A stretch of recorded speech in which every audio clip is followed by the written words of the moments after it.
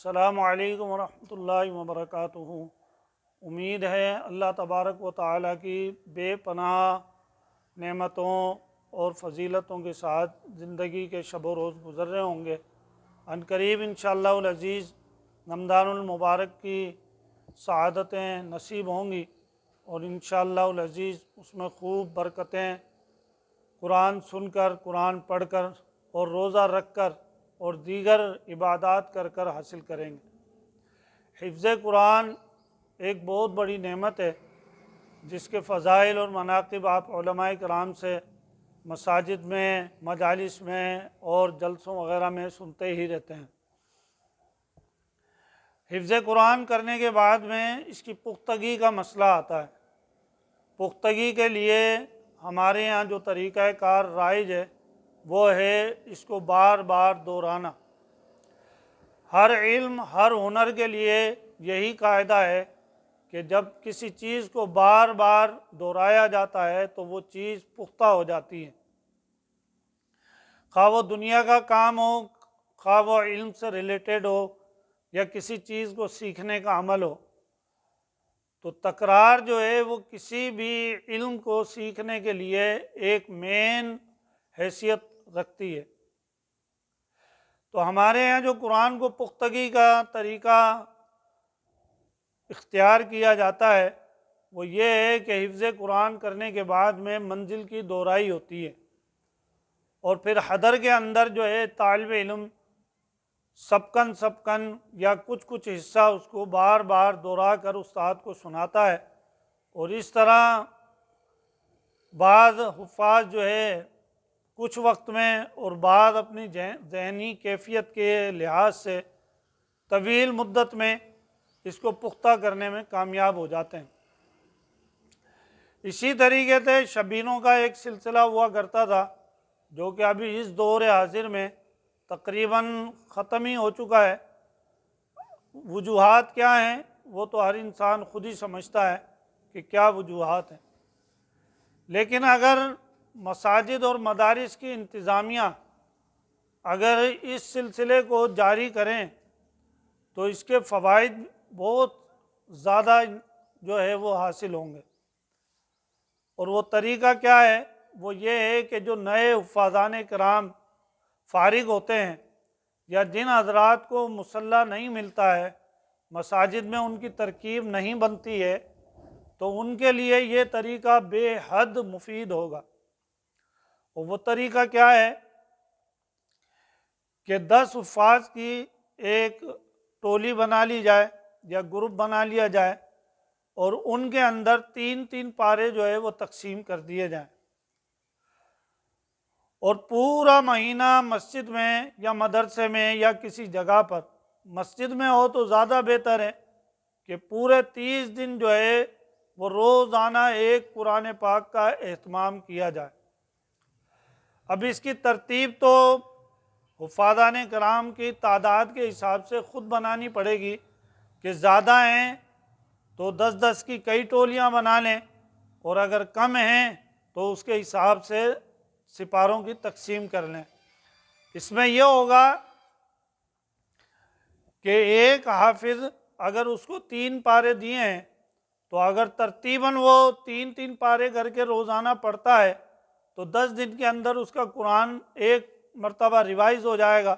اور پورے رمضان المبارک کے اندر اس کا قرآن 3 مرتبہ ریوائز ہو جائے گا۔ اچھا، بعض مرتبہ ایسا ہوتا ہے کہ حفاظان کرام کی الگ الگ کیٹیگری ہوتی ہے کہ بعض کو کچھ پارے پختہ ہوتے ہیں، کچھ کچے ہوتے ہیں، اور بعض کے یہ ہوتے ہیں کہ وہ ختم کرتے ہی تراویح پڑھانے کے قابل ہوتے ہیں۔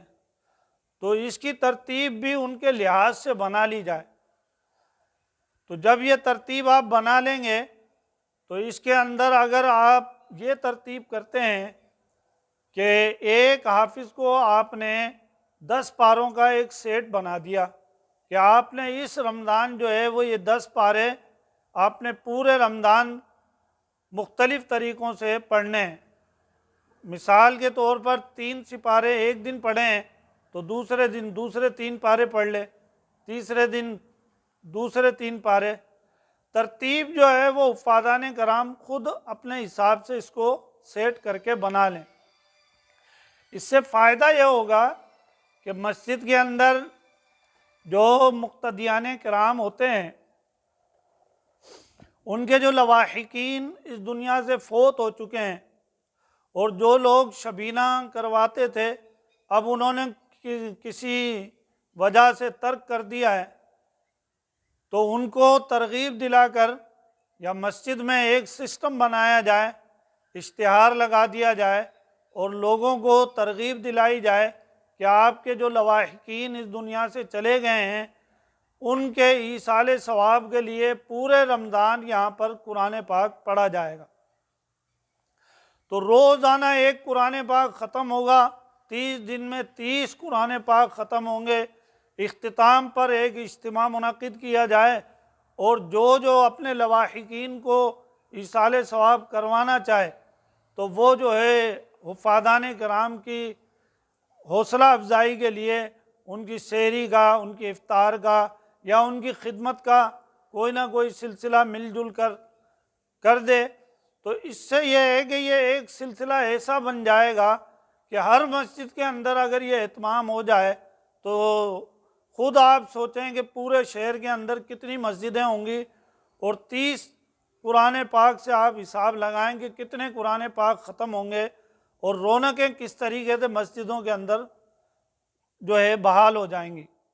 ورنہ میں نے عموماً دیکھا ہے مسجدوں میں رمضان المبارک کے اندر کمیٹیوں کے احباب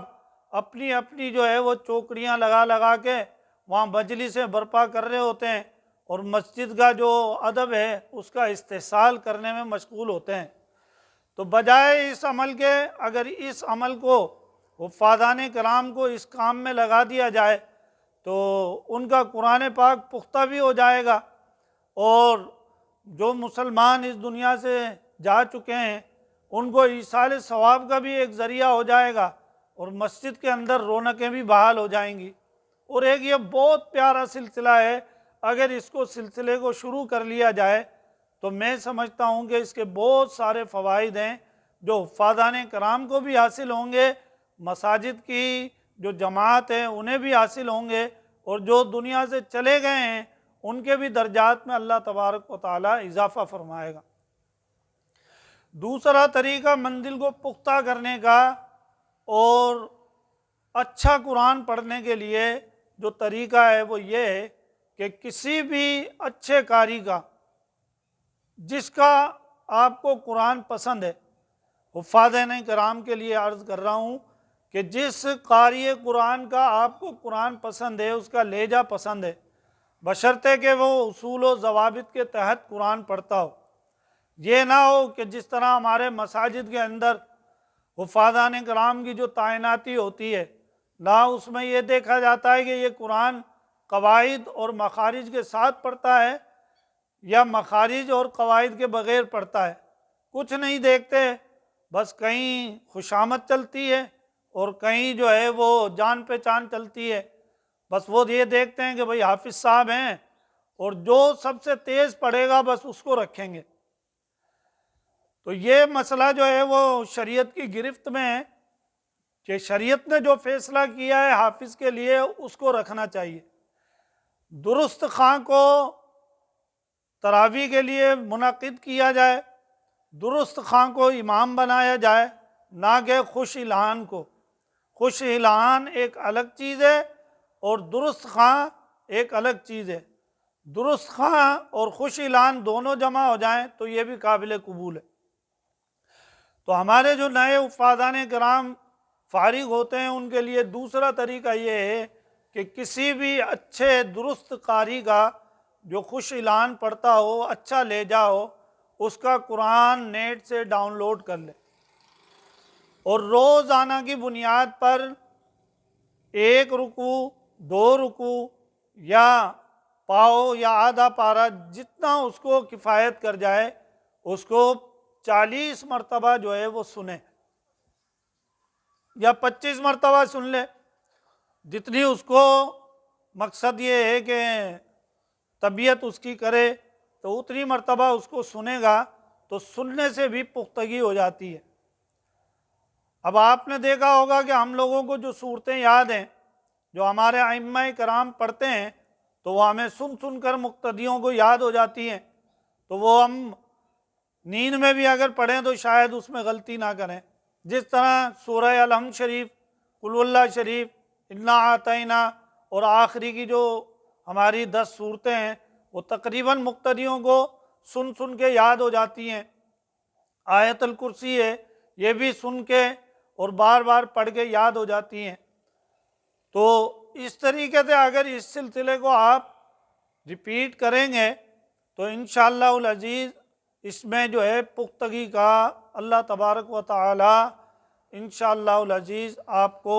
ملکہ عطا کرے گا، اور لہجہ بھی آپ کا اس قاری کے مطابق انشاءاللہ درست ہو جائے گا۔ دوسرا سلسلہ یہ ہے کہ اگر آپ نے منزل پختہ کرنی ہے تو ایک رکوع کو یا ایک پارے کو ایک دن کے اندر آپ 40 مرتبہ ریوائز کریں۔ زیادہ پڑھنے سے تو پختگی اتنی نہیں ہوتی ہے، کم اگر آپ پڑھیں گے، مثال ایک ربع آپ مختص کرتے ہیں اور روزانہ اس کو 40 مرتبہ پڑھ لیتے ہیں تو یہ اس کی زکوٰۃ صغیر بھی ادا ہو جائے گی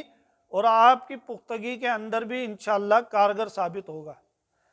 تو پورا قرآن کو اگر اس طرح ریپیٹ کر لیتے ہیں تو 40 قرآن بھی ختم ہو جائیں گے، اور اگر تعداد اس میں بڑھانا چاہیں، جیسا کہ میں نے عرض کیا ہے کہ تکرار ہے تو یہ بھی تکرار کے زمرے میں ہی آتا ہے، تو اگر آپ اس کی تعداد کو بڑھا لیں گے اور زیادہ پڑھنا چاہیں تو بھی آپ روزانہ ایک رکوع یا ایک ربع کو اگر کئی مرتبہ 40 مرتبہ یا 100 مرتبہ اس کو ریپیٹ کرتے ہیں تو یہ انشاءاللہ العزیز پختگی کا سبب بنے گا۔ گفتگو سمجھ میں آئی ہو تو اپنے کمنٹ سے اظہار رائے فرمائیں، اس میں کیا تبدیلی کی جائے کہ لوگوں کو فائدہ ہو تو اس کا بھی اظہار فرمائیں، اور چینل کے ساتھ تعاون کرتے ہوئے اس کو سبسکرائب کریں، بیل آئیکن بھی اس کا دبا دیں تاکہ ہر نئی ویڈیو آنے والی آپ کو جلد از جلد موصول ہو جائے اور آپ کا دنیا اور دین کا فائدہ حاصل ہو۔ دوسرے لوگوں تک بھی میسج پہنچائیں اگر آپ کو اس سے فائدہ ہوتا ہے۔ السلام علیکم ورحمۃ اللہ وبرکاتہ۔